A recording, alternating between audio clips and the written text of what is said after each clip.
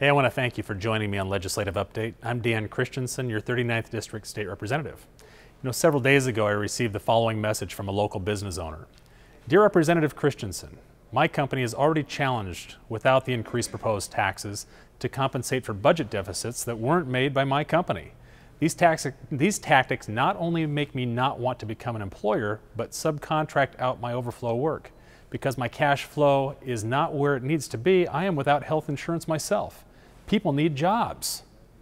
This is just a sampling of the type of letters that I get from employers virtually every day.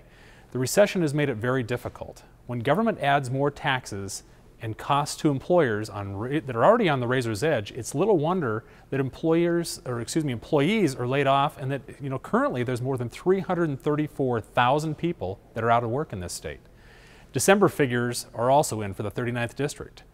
We have 8,209 people that are collecting unemployment.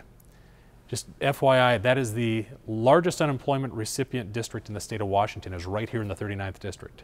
That's almost the entire population of Snohomish.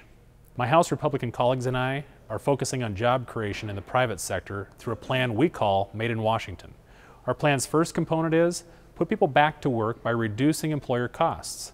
We propose to accomplish this goal making reforms to improve the state's costly and complex workers' compensation system and reducing employment insurance costs.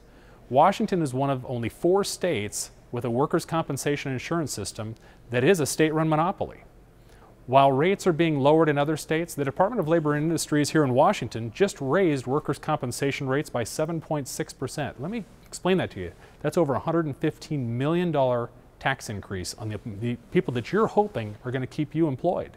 This comes at the worst time for employers and employees, both of whom pay into the system.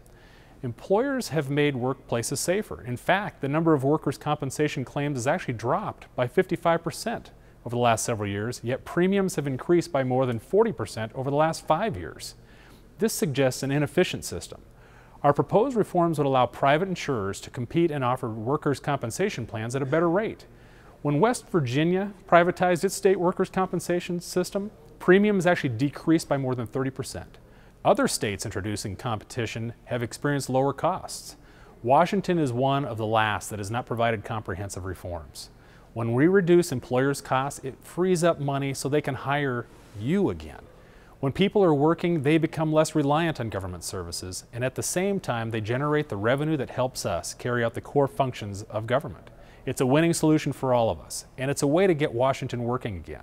For more information on our Made in Washington plan, please go to the website. You'll find the address on the screen. Again, I welcome your comments, and thank you so much for joining me here on Legislative Update. I'm your State Representative, Dan Kristiansen. Goodbye.